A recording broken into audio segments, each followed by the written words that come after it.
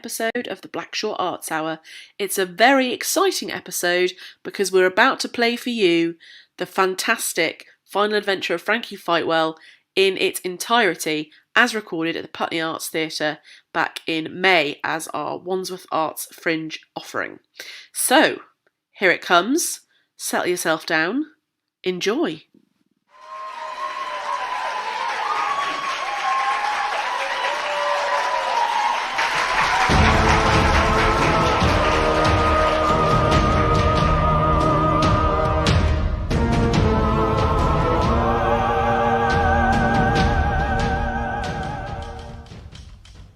Frankie Fightwell and the Nazi Man Spiders. Chapter 4. Slowly, carefully, Frankie picked her way through the oppressive darkness of the stony tunnel, brushing disturbingly large cobwebs from her path. She had no idea how far beneath the streets of London she was, but it felt like she was halfway to hell. Frankie allowed her hand to run along the unnatural walls as she walked. She had left the smooth concrete train tunnels of the underground behind well over an hour ago. Hope I find somewhere to top up my Oyster card. Shh! The passages she walked now were coarse and haphazard in places, as though they had been dug by a million frenzied claws. There were certainly no human tool marks in the dark rock that surrounded her. Interesting, murmured Frankie. Interesting. Frankie had no way of being certain that her missing friends had been taken this way, but her gut instinct told her she was on their trail. What had they discovered beneath the streets of London that had led to their kidnapping? What was she about to discover? She wondered aloud to herself. What am I about to discover? Finally, up ahead, she saw a glimmer of light. Not the welcome light at the end of the tunnel, but a sickly glow that seemed to pulse like a warning beacon. "Turn back," it seemed to say. But "turn back" was a cautionary phrase missing from Frankie Fightwell's heroic dictionary, along with "no entry" and "please wear seatbelt while vehicle is in motion."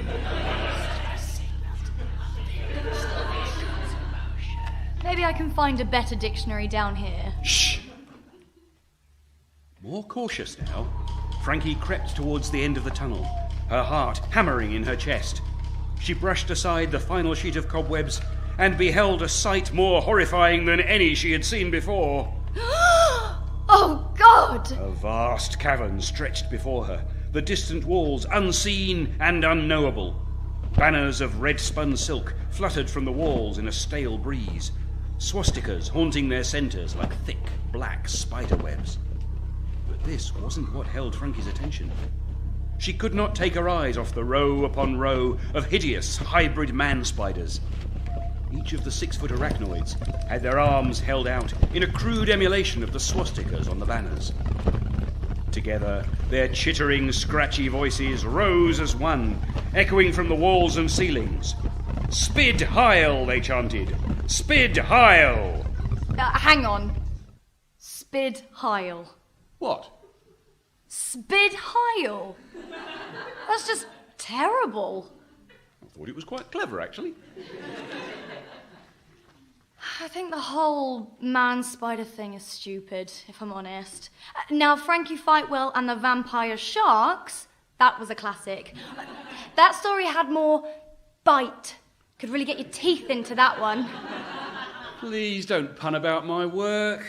And thankfully, it's not up to you. You're just... a frustrated male sexual fantasy thinly disguised as an empowering heroine. What? No, you're not. You're inspirational. You're... I'm dressed like I've got to raid a tomb at 9 and then hit the clubs at 10. There's no subtlety, just short shorts. I'm just grateful you called me Frankie Fightwell and not Sandra Sex Whore. Don't be ridiculous. It's young adult literature, for goodness sake. There's not a single suggestive line in any of your adventures. What about between the lines? I don't know where all this is coming from. You've been wearing those shorts for 7 books without complaints, and they're not that short. Anyway, you know that's all nonsense. You know perfectly well you were created to inspire my daughter. Oh, yeah. Well, I'd forgotten about that. Sorry. It's fine. Look, can we just get back to it now? Yes, of course. We need to set an example for all the young women out there and show them exactly what to do when they run into a Nazi man-spider. Come in. Stuart May, how are you doing? Am I interrupting? I thought I heard you talking to someone. Oh, no, just, thinking out loud. Just me here. Anyway, I'm not so bad. You? Yeah, not bad, not bad. How's the writing going? That's the pleasantries done then, is it? Oh, look, sorry, mate, but I've got no idea how far you've got on the latest Frankie Fightwell book. I don't even know what it's about. I know you don't like showing stuff before it's finished, but I've got the publishers on my back and I need something to give them. I mean, what's the title? Can you tell me that at least? The 8th Frankie Fightwell book is called Frankie Fightwell and the Nazi Man-Spiders. And it's going very well, thank you. Whoa. Frankie Fightwell and the Nazi Man-Spiders? You can't call it that. What? Why? Well, what if it offends someone? Offends who? Nazis? To be honest, I think I can live with that. Look, all I'm saying is that, well, these are interesting times. I spent ages online talking up your books on Twitter and Facebook, and, well, I've seen which way the wind is blowing.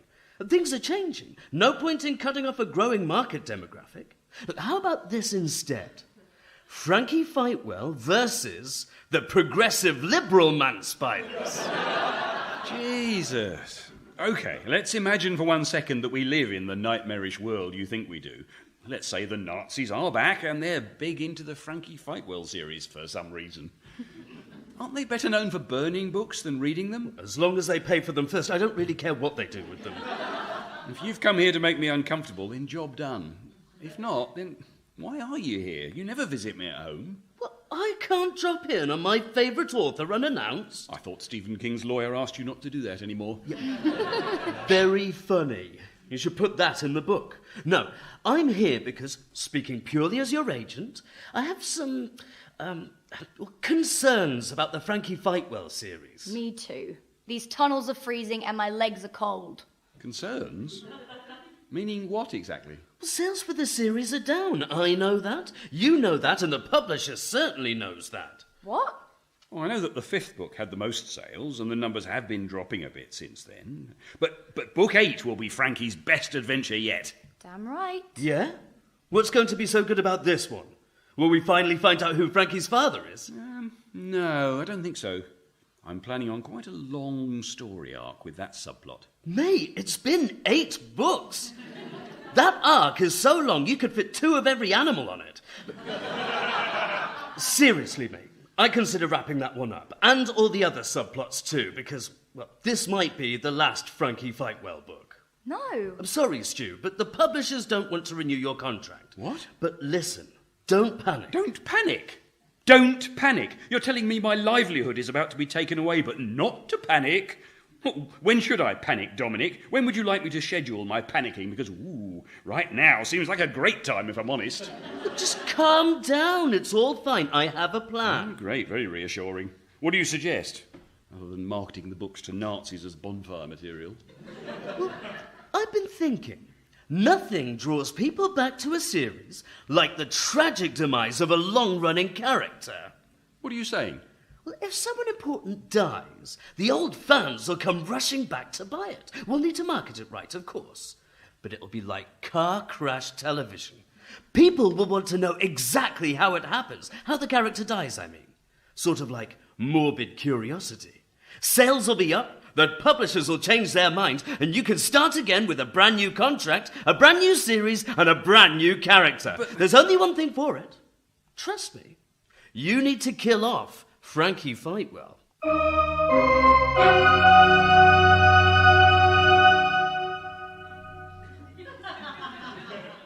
Well, this is awkward.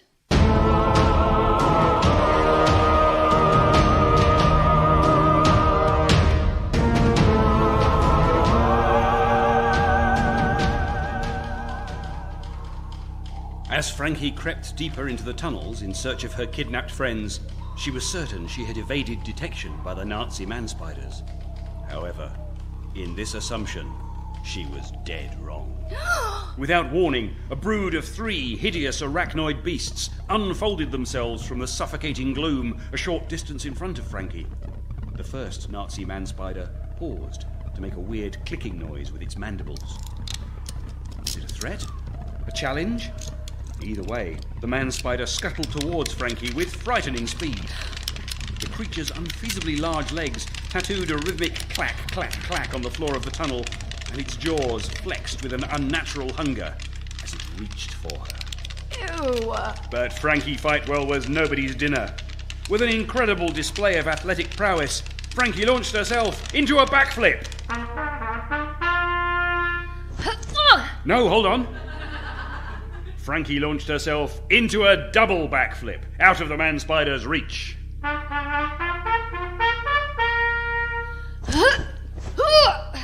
Landing neatly on her feet.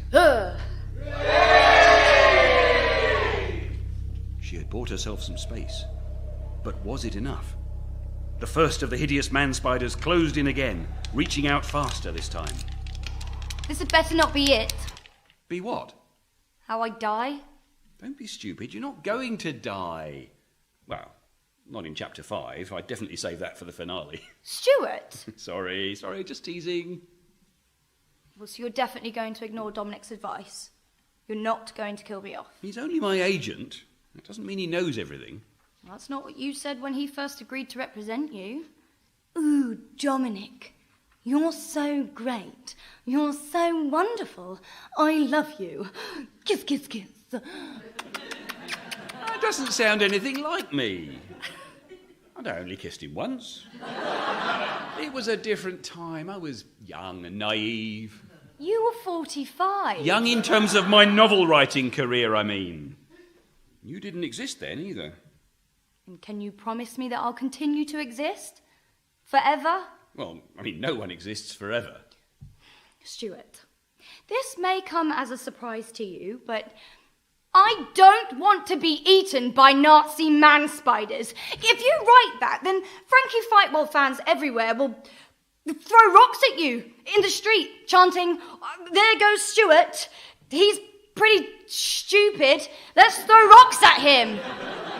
Frankie, calm down.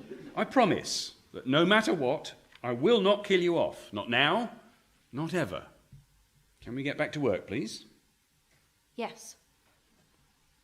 And you say we're not going to find out who my father is in this one either? Nope. There will be plenty more books for me to drag out that subplot, trust me. Okay. Fine. Let's do this. Frankie's back was against the rocky wall now. She had nowhere to run. The abominable spider beast drew closer. "Frankie," it hissed in a dusty voice. "Frankie." So you've heard of me?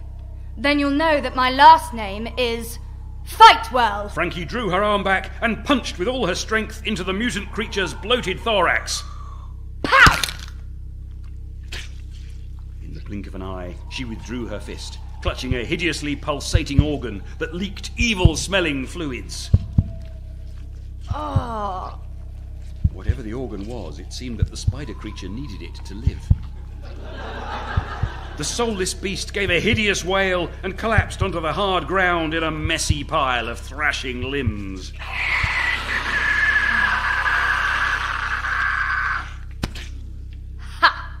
Have a little taste of nominative determinism. Before the other 2 spiders could react to the messy death of their comrade, Frankie spun around and ducked down a side tunnel. She ran and ran until it seemed she had given her pursuers the slip. For the moment, at least. She could hear scuttling coming from distant tunnels, but it didn't seem to be heading in her direction. Frankie allowed herself a brief pause to take stock of her situation. She was miles underground, deep in enemy territory, armed only with her plucky determination and the ability to occasionally punch organs out of her enemies if they stayed still for long enough. It didn't look good, but it took more than bad odds to faze Frankie Fightwell. She had a job to do, that much was clear.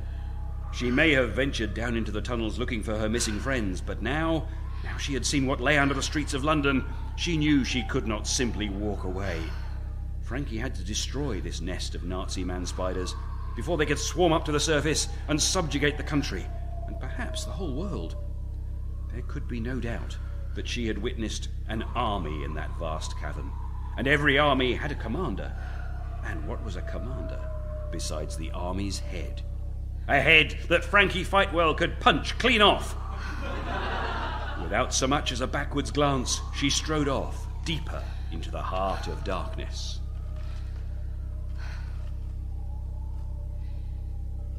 Now what? I'm thinking.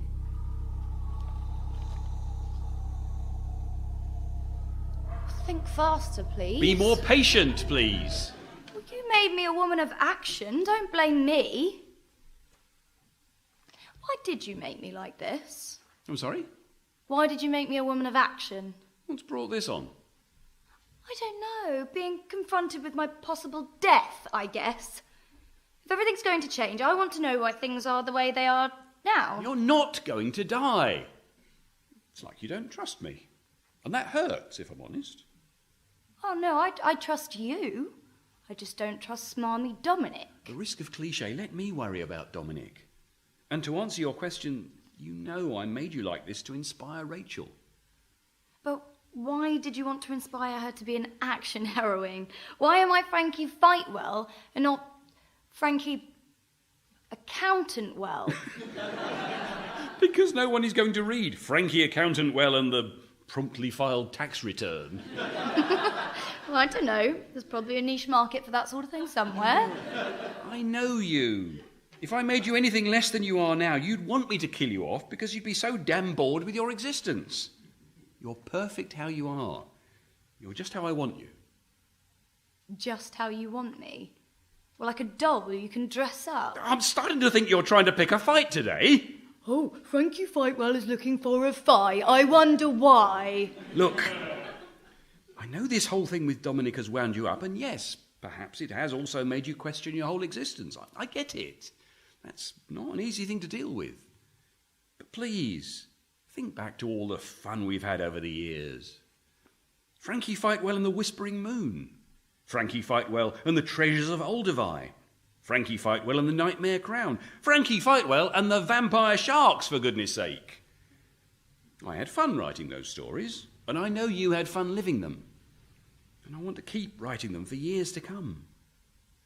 Your work's not done, Frankie Fightwell. You still have people to inspire and lives to enrich. That's why I made you like a woman of action, to inspire Rachel to take control of her own destiny. Wow. That was a really good speech. You should be a writer or something. Well, if you'll let me, I'll be a writer right now. Please, be my guest. Picking her way through the twisting tunnels, Frankie slowly realised that every one of them was heading down towards a deeper darkness.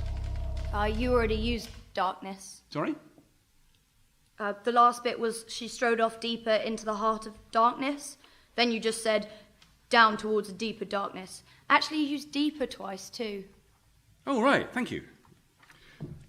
Picking her way through the twisting tunnels, Frankie slowly realised that every one of them was heading down towards an even blacker subterranean gloom. Nice! Thank you. Finally, after nearly an hour of solitary travel through the stifling shadows, she reached a large chamber. Monolithic machines covered the walls, their exact purpose unclear, but their evil intent writ large across their forbidding bulk. Frankie stepped silently into the room, proceeding with all her instinct-born caution. At the centre of the room was an ornate chair and desk. Clearly, a very important person sat there. Not a man-spider, but someone with more human proportions. So, Miss Fightwell, finally you find your way to the center of my web. Suddenly, someone emerged from the gloom. Someone who Frankie had never met before, and yet somehow looked horribly familiar. Who's this clown, Stuart? And why does he look and sound like Dominic doing a German accent? Still insolent to the last, I see. I am your arch-nemesis, Victor von Fascist. No! Victor von Fascist! If Dominic has pissed you off enough to turn him into the bad guy in this one, why not be a bit more obvious? How about Dominic McHitler? Victor von Fascist is just a placeholder name. I'll come up with something better in the edit. Yes, my name is Victor von Fascist. It seems as though you haven't heard of me. A pity. I credited you with more intelligence than that. What's that supposed to mean, Victor? I hope that you may have figured out by now that I'm the evil mastermind behind every single terrible thing that has ever happened to you. It was I who unleashed the madness of the Whispering Moon. It was I who conspired to steal the treasures of Aldevai, and it was I who commissioned the viral horror of the Nightmare Crown. And now I am breeding an unstoppable army of deadly Nazi man-spiders to destroy you and finally bring this miserable world under my control! Ah, of course. It all makes sense. So it was you who released the vampire sharks. The what? The vampire sharks. Wasn't that you? No, I have no idea what a vampire shark is. Oh. Well, all that other stuff, though. I'm almost flattered that you'd go to all that trouble to try and kill me, and also weirdly embarrassed for you that you failed so many times. When you are the only thing that stands between me and world domination, killing you is worth any amount of trouble. You stand for everything that I hate. You're my greatest enemy, and I am your Archnemesis!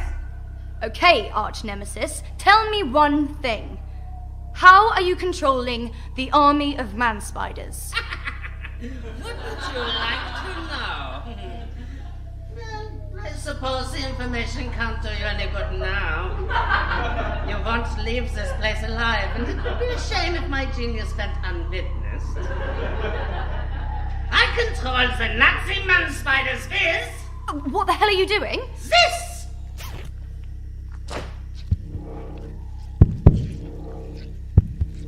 Oh my god.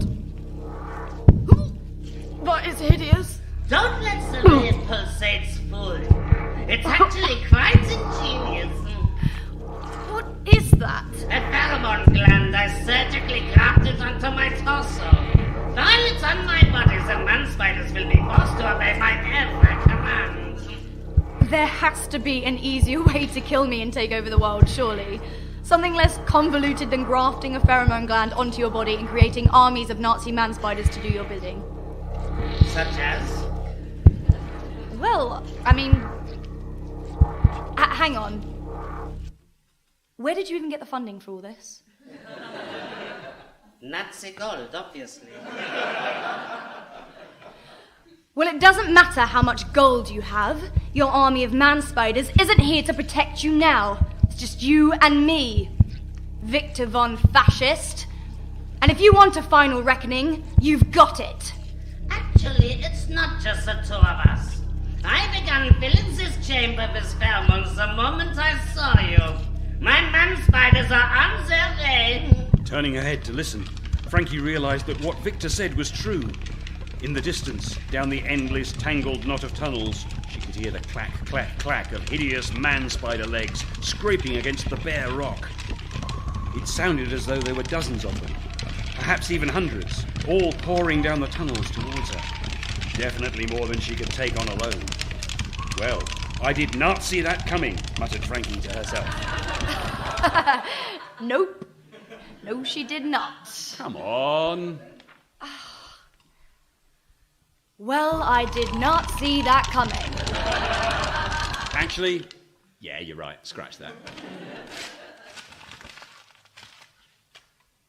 With a chilling certainty, Frankie realised she would have to flee further into the tunnels if she wanted to live to fight another day. This isn't over, Victor, she snarled, before making good her escape. This isn't over, Victor. Ha ha ha ha, laughed Victor. Ha ha ha ha. Ha ha ha ha! Ha ha ha ha!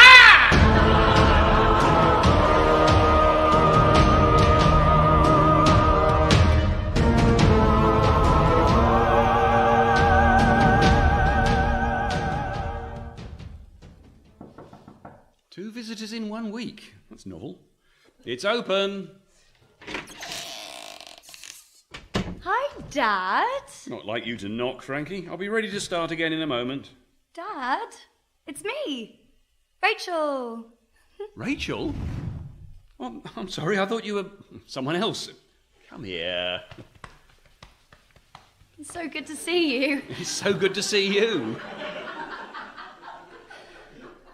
Sorry I haven't been over for a while. 3 years, Rachel. Yeah, like I said, sorry. Well, that doesn't matter. It's good to see you. Come and sit down. Would you like a cup of tea? I don't drink tea anymore. Have you got any coffee? Of course. Coffee then, please. Black. So what have you been up to for the past 3 years? How's Gary? He's gone. Gone? I mean, I dumped him. He's not dead or anything. Oh, that's good. Oh, I like Gary. I didn't. I'm seeing Steve now. Oh, well, I'm sure Steve is lovely too. What does he do? Will I get to meet him? He's a full-time social media influencer. And yes, I'll bring him over at some point. In another 3 years? Dad, I said I'm sorry. Sorry, sweetheart. I'm just pleased you're here. Do you still work at the call centre? No, not anymore. So... I'm in between jobs. Oh, I'm sure something will turn up.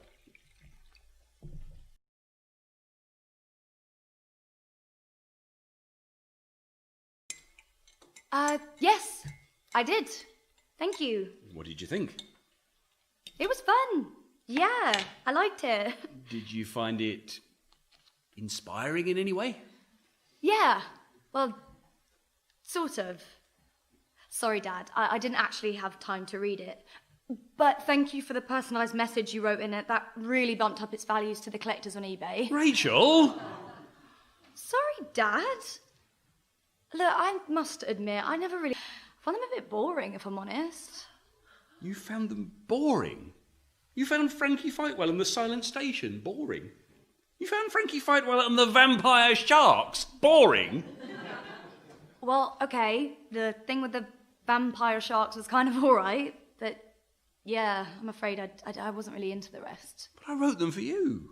I wrote them to inspire you. I know, I appreciate the thought. It's just that I'd prefer a dad who spent time with me rather than trying to hand down perfect tomes of inspiration from his boring book-writing tower. Wow. Okay. I certainly wish we'd discussed this sooner. Dad, look, sorry, I didn't come here to upset you.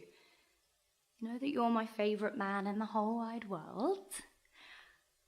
I actually came to ask you something. So you didn't come back after all this time just to tell me I've been wasting the last 14 years of my life? No, of course not. Dad, I'm in quite a lot of debt. I owe money to a number of people. Some rather serious people. How much money? Nearly 300k. £300,000? How? Why? That's not really important. Actually, Rachel, yes, it is a little bit important. Gambling, drink and drugs, questionable investments that may have actually, in hindsight, been pyramid schemes. I don't know, I didn't exactly get itemised receipts. The point is, I've spent money that I don't have. And now you've come to the bank of Dad. Well, this may come as a surprise to you, Rachel, but I don't have that sort of money just laying around. But you're a famous writer. Who you're visiting in his tiny one-bedroom flat. Well, this is London. I just assumed it was still expensive. Not in this building, believe me. But they made a Frankie Fightwell movie. Didn't that get loads of money? You mean the straight-to-DVD adaptation of Frankie Fightwell and the Vampire Sharks? Yeah, that wasn't the best. Although it was nice to see the actor who played Jaws getting some work again. There must have been some money in it, though. I'm sorry, Rachel, but I spent most of my royalties paying your university fees and your rent and sending you substantial cheques every Christmas and birthday and any time you needed it in between. Not that I begrudged any of that. The rest went on paying my bills. I have a bit put aside, but I don't stuff all the profits under my mattress on the off chance that you need bailing out. How much do you have put aside? Not £300,000. 300,000? How did you manage to spend that on drink and drugs and survive? Are you sure you don't need this money for a black market liver transplant? Dad, this is serious. I need that money. You'll have to write another book, an even more successful one. Oh, just like that. I'm glad you know the secret of writing a guaranteed successful book. Please, do share. Come on. I know you can do it, Dad. You need to make the next Frankie Fightwell book the most popular yet. Because I really need that money, Dad. I really need it. Come here. Can you, Dad? Write your most profitable Frankie Fightwell book yet? Something to really get the fans excited. Do it for me, please. Yes, Rachel. I think I know a way I could do that.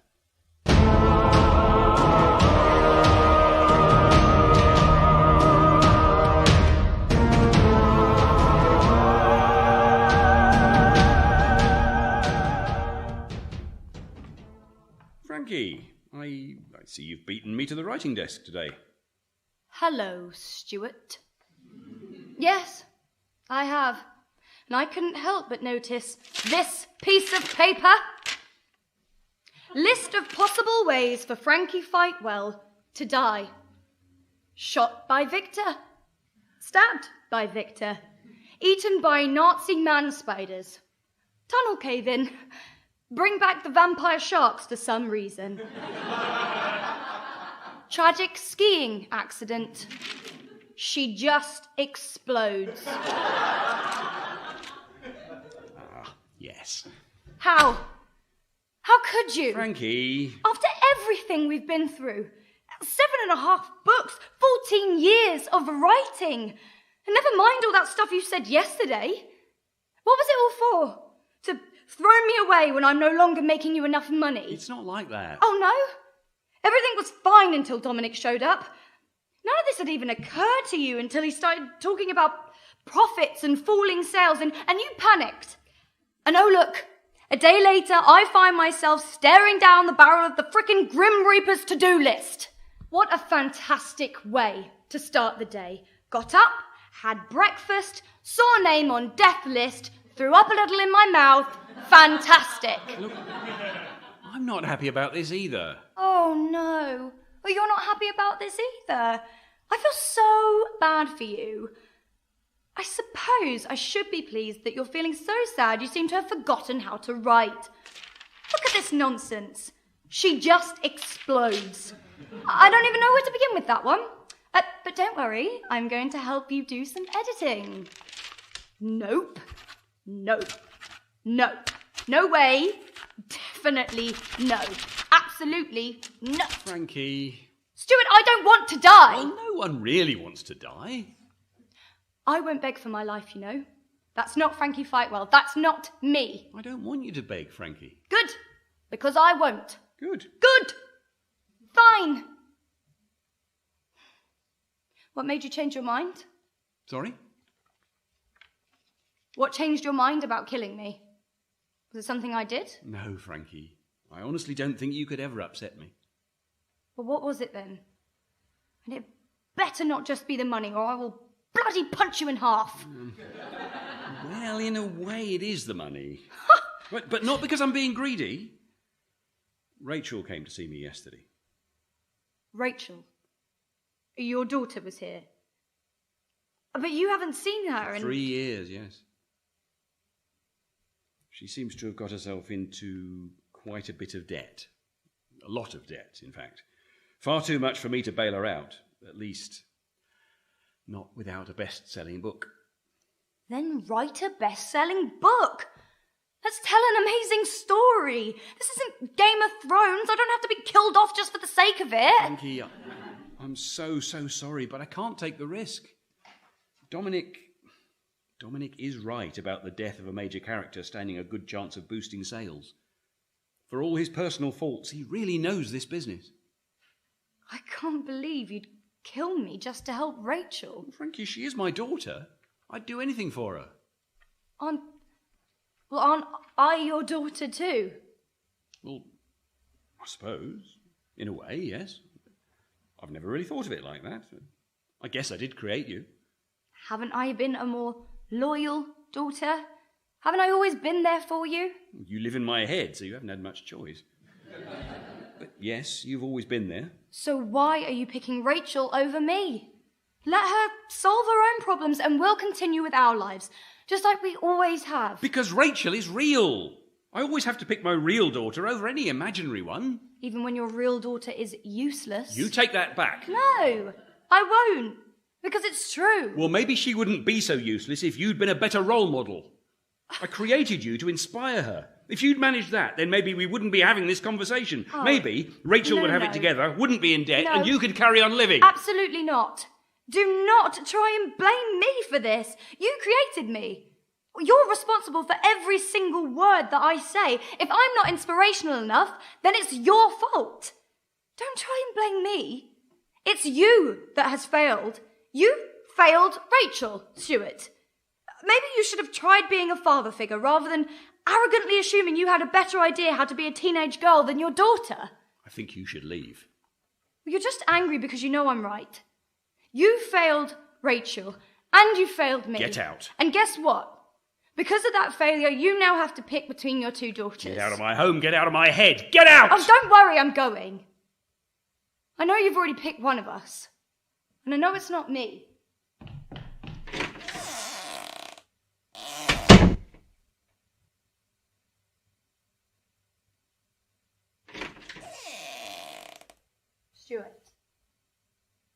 Stuart, don't write my death scene while you're angry.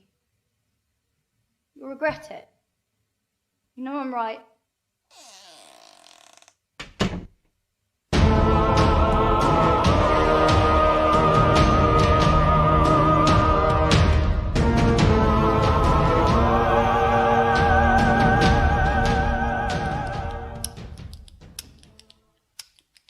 Stop that, please. It's very annoying. Oh, sorry.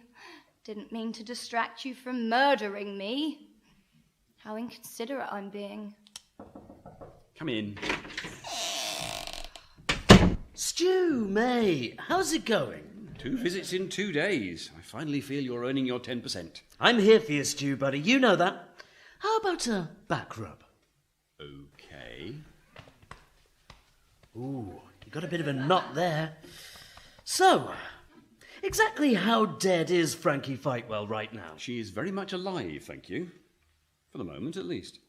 For the record, I hate you both. Wait, what was that? Did you hear that? Hear what? I think I just heard... Yeah, it was the distant sound of your plummeting sales figures. Very funny. You sure you don't want to write this for me? You seem good at jokes. No, mate, you're the writer. But you are going to take my advice, aren't you? Aren't you? Look, I know you're attached to the character of Frankie, but she's not real, mate. Screw you. Stop that. Look, sorry, I'm just telling you the truth. I'm not trying to convince you to kill her just to mess with you. I'm trying to help you. I'm thinking of your career. And your cut. Well, obviously, it'd be a lie if I said I wasn't, but I've got to help you to help myself, haven't I? Would you like me to help you think up some exciting ways for her to die? Something dramatic and gory? I really wouldn't, if it's all the same to you. Well, suit yourself. But remember, it can't be an anticlimax. It needs to be spectacular, heroic, memorable, tragic, like when that old wizard fell off that tower, but with 50% more tears and 100% more sales. Yes, thank you. I do understand. Memorable, iconic, life-changing. The death scene that defines a generation. So no pressure at all. Good. Great. Well, you get it. Look, I've got to check in with another client. She lives just around the corner, so I won't be long. I'll drop back shortly to give you some more help. It's cool if I just let myself in, right? You really don't have to come back again today. I know, but, well, this is important to me. To us. I'll be back soon. Remember, Stuart, kill your darlings. Kill your darlings.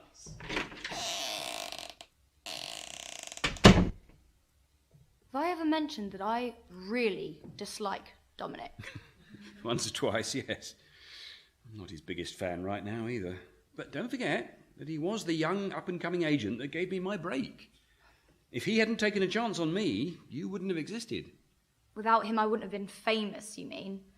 I'd still have existed in your head. Struggling to feel much gratitude for him at the moment, though. That's definitely understandable. Anyway, shall we get back to it?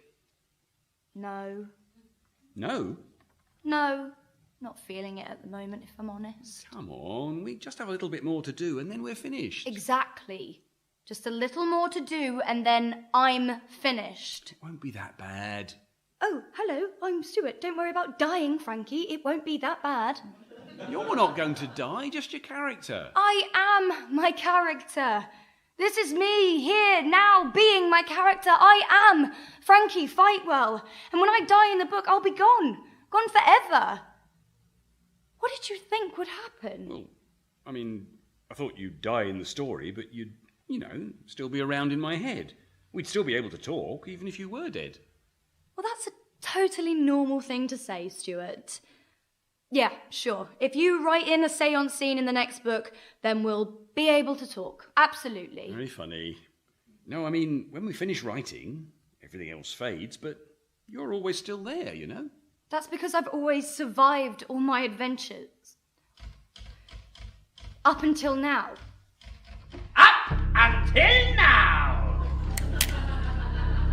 But now I have a gun to your head and we are at the end of your final adventure, Frankie Fightwell. Stuart. There's no one here but us, Frankie. Dad. What is it that you want, Victor von Fascist? I want for you to die, Frankie Fightwell. You have foiled my plans for the last time. The time for elaborate schemes is over.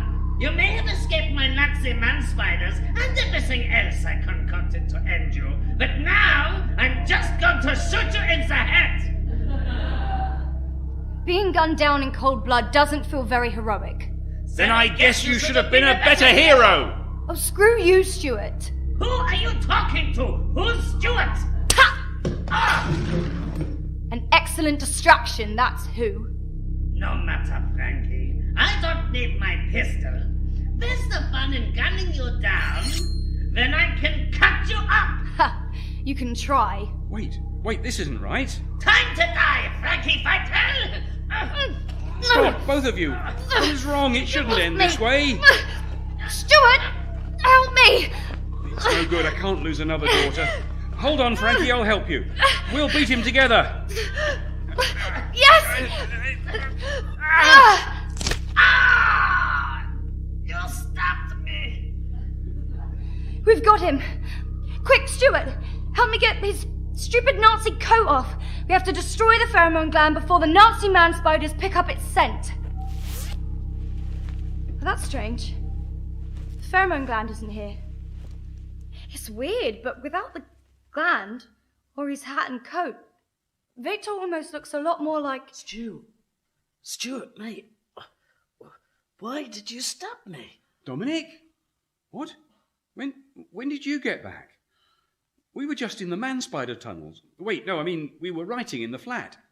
I didn't hear you come back. I thought you were someone else. I thought you were Victor. You were going to hurt Frankie. Man-spider tunnels? Well, Frankie isn't real. You weren't supposed to be real either. What? Not you, Dominic. You, Victor von Fascist. You were just a metaphor. Victor von Fascist? That had better be a placeholder name, mate.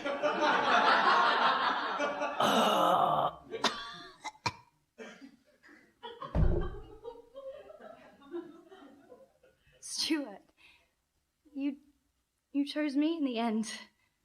You saved me. I'm not sure I've saved anyone. I think this might be the final adventure for both of us. But at least we tied that subplot up before the end. Sorry? We found out who my father really was all along.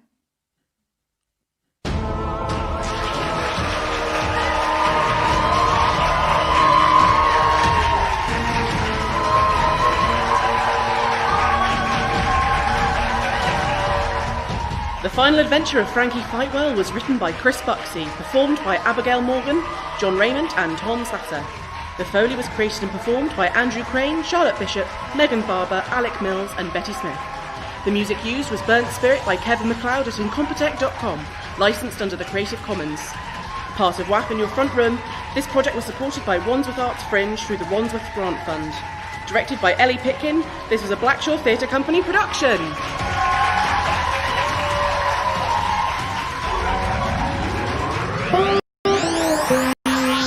You've been listening to the Blackshaw Arts Hour. Follow us on Twitter at Blackshaw Update. Watch us on the Instagrams at Blackshaw Theatre. Like us on the Facebook at Blackshaw Online. And find all the things at blackshawonline.com.